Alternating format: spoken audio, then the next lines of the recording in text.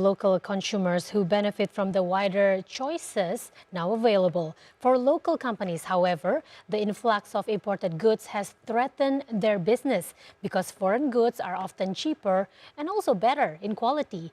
Here, our guest this afternoon on Economic Outlook is Professor Aryawan Gunadi, expert in international trade from Tarumanagara University or UNTAR.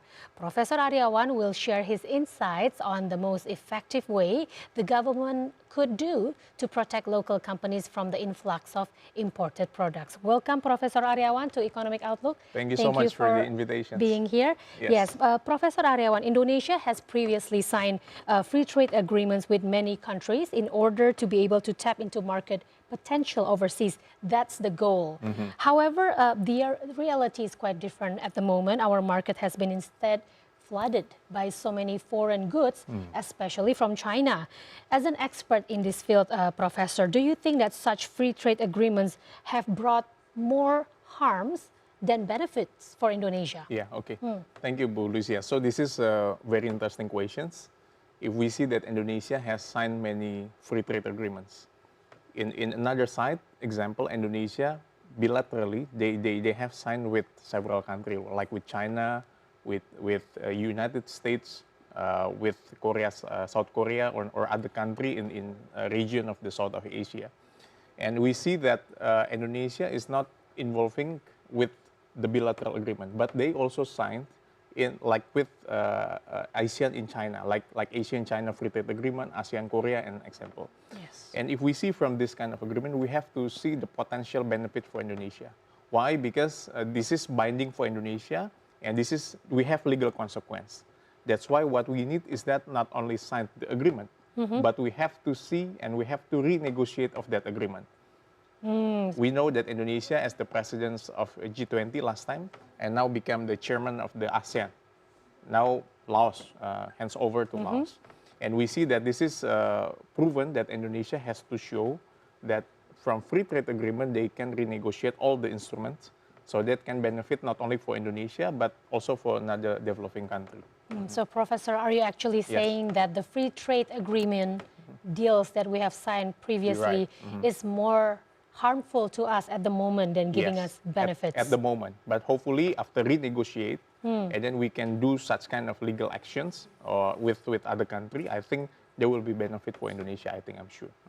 In what sectors do you think a renegotiation is actually needed at this point? Yes, example that we have textile product. As we know, the case of Tanah Abang now versus the TikTok Live. Yes. Now we know that because of the massive product from other country, also can influence our imported products from another country. That's why we have to renegotiate of this kind of free trade agreement.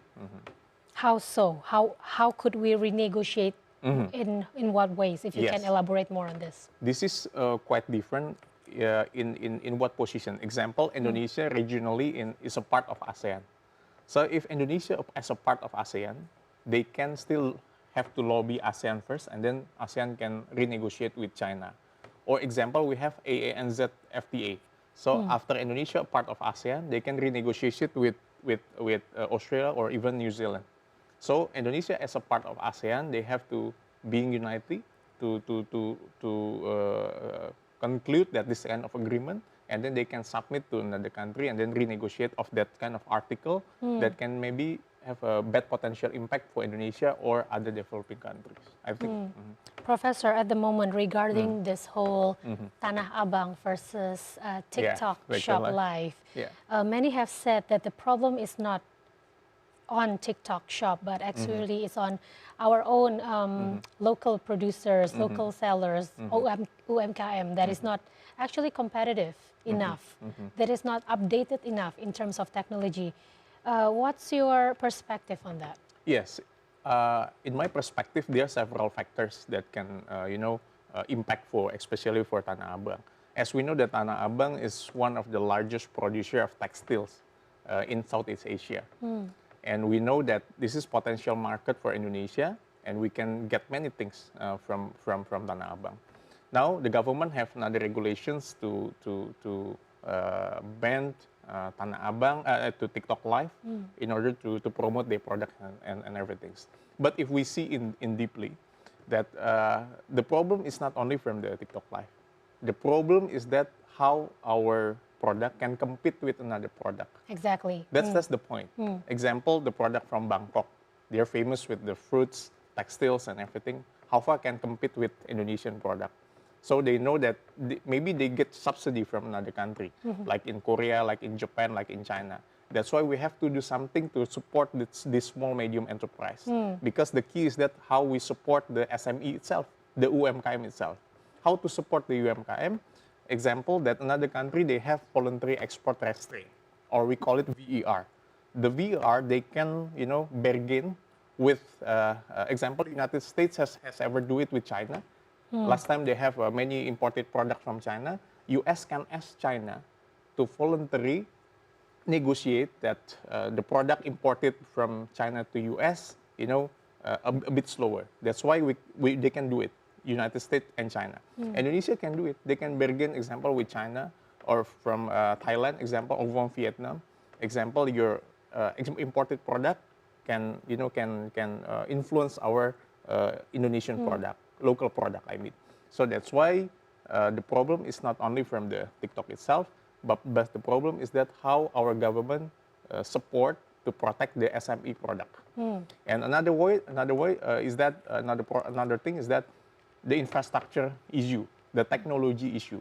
How far our technology can compete with their technology? Because we know that in the country they are fully supported. The technology is really supported by the government, so they can produce cheaper than our local product. And the third is not only maybe the infrastructure, but incentive. As I said, the subsidy example, they have lower tax in the country, their home country, the country of origin.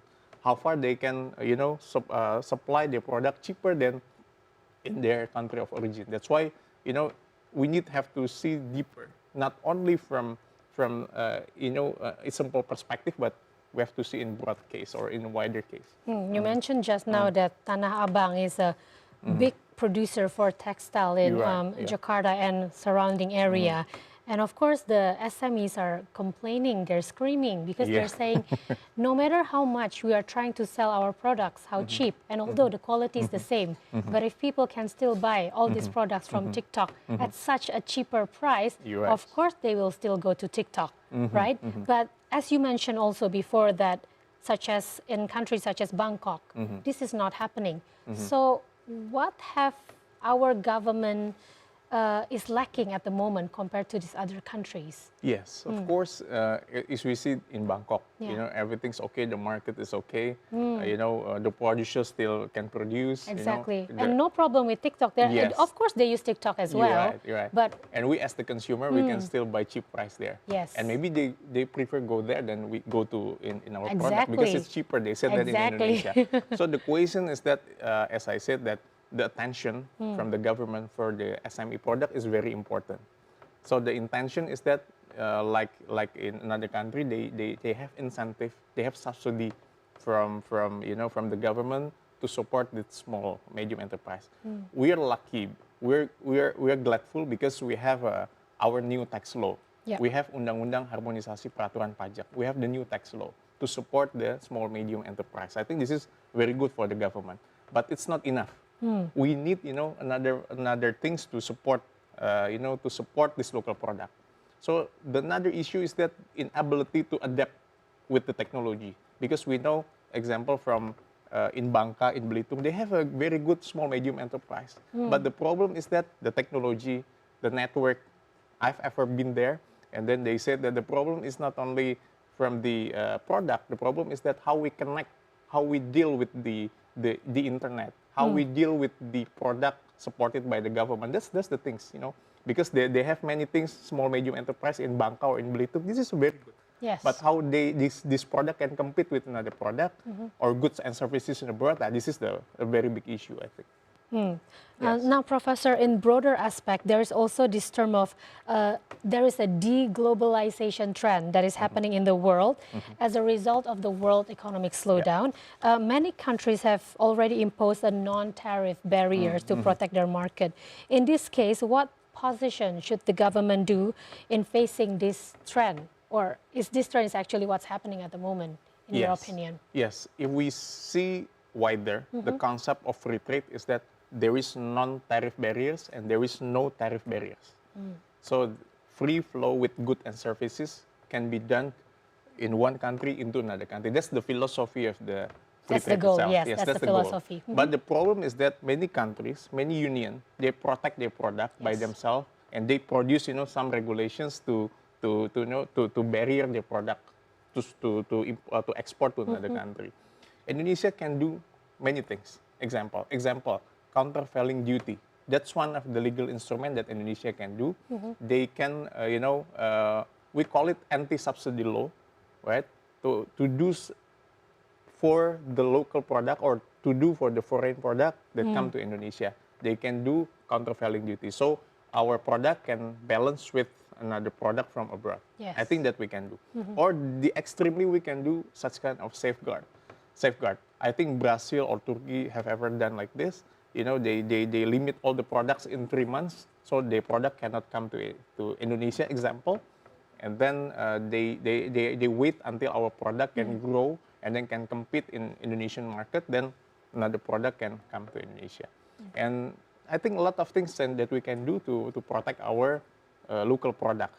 And another issue is that, like you said, the free trade agreement. We signed many agreements, but luckily we have another issue last time, BRICS. BRICS agreement BRICS, when right. Pak Jokowi went to Africa. But luckily he didn't sign it because they have to review and recheck all the agreements, which one can benefit for Indonesia, which one not benefit for Indonesia. Because there is a Brazil and Russia and China there. Yes. And Indonesia is not joining the Trans-Pacific Partnership last time, right? So I think we're, as a non-bloc,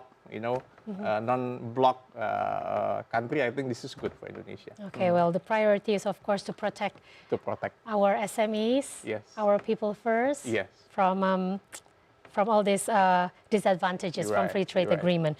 Professor Aryawan Gunadi from International Trade Untar, thank you so much for sharing your point of view Thank you so here much. in Economic Outlook. Thank you very much.